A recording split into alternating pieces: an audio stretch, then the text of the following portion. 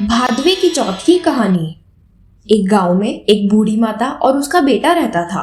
बेटा गांव की गाय चरा करके घर का खर्चा चलाता था।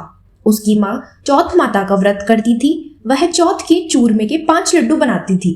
इनमें से एक चौथ माता के, एक गणेश जी के चढ़ाती, एक हथकार का निकाल कर दान करती थी, एक बेटे को खिलाती और एक खुद खाती थी। एक बार अड़ोस पड़ोस वालों ने बेटे को भड़का दिया कि तेरी माँ चूरमा बना बना कर खाती है और तुझे केवल एक लड्डू देती है।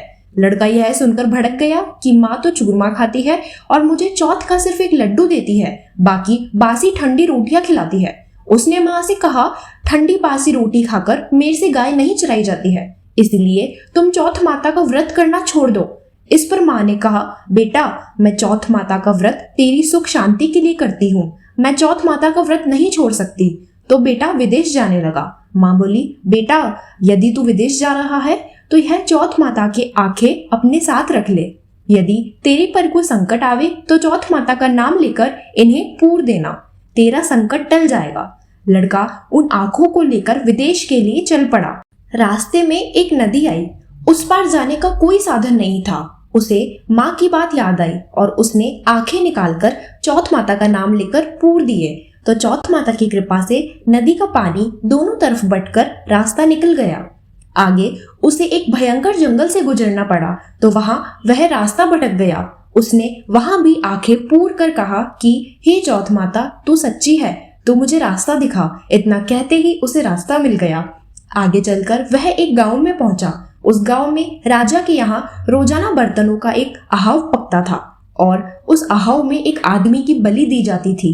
वो लड़का एक बुढ़िया के घर में पहुंचा। उसने देखा कि बुढ़िया रो रही थी। लड़के ने बुढ़िया से पूछा, तुम्हें क्या दुख है, क्यों रो रही हो? बुढ़िया बोली, मेरा एक ही बेटा है और कल उसकी राजा बलि चढ़ाएगा।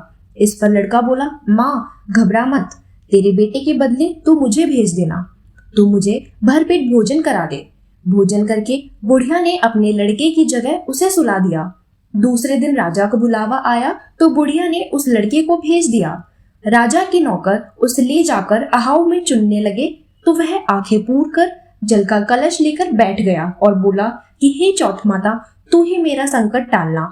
आहाव चुनकर आग लगा दी गई। महीने भर में पकने वाली आहाव एक ही दिन में पक गई तो राजा को बड़ा अचरज हुआ। राजा खुद देखने आया। राजा ने नौकरों को आहाव के कलश उतारने को कहा। नौकर कलश उतारने लगे तो अंदर से आवाज आई, बर्तन धीरे उतारना। आवाज सुनकर सभी अचरज में पड़ गए। पूछने लगे, भाई तुम कौन हो? तब उसने कहा कि मैं वही आदमी हूँ जिसकी आपने आहाव में बलि लगाई थी। राजा ने पूछा, तुम बच कैसे गए?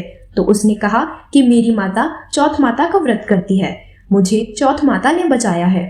तब राजा ने 2 घोड़े मंगवाए, एक पर खुद बैठे और दूसरे पर उस लड़के को बिठाकर उसके हाथ पैर जंजीरों से बांधकर कहा, यदि यह जंजीरें खुलकर मेरे हाथ पैरों में आ जाए तो मैं तेरी चौथ माता को सच्ची मानूंगा। लड़के ने आंखें पूर कर कहा, हे चौथ माता, तू ही रक्षा करना। कहते ही उसकी जंजीरें खुलकर राजा के हाथ पैरों में जा गिरी। राजा ने कहा, तेरी चौथ माता सच्ची है।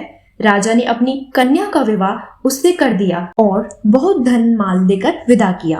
लड़का गांव के पास पहुंचा तो लोगों ने जाकर बुढ़िया से कहा, तेरे बेटे बहू आ रहे हैं। यह सुनकर वह खुशी से नाच उठी। इतने में ही बेटा बहू उसके पैरों में गिर पड़े। बेटे ने कहा, यह सब तेरी चौथ माता के व्रत का फल है। इसके बाद उसने सारे नगर में डूंडी पिटवा दी। सभी चौथ माता का व्रत व पूजा करे, हो सके तो 12 महीने की, अन्यथा 4 चौथ जरूर किया करे। बोलो चौथ माता की जय।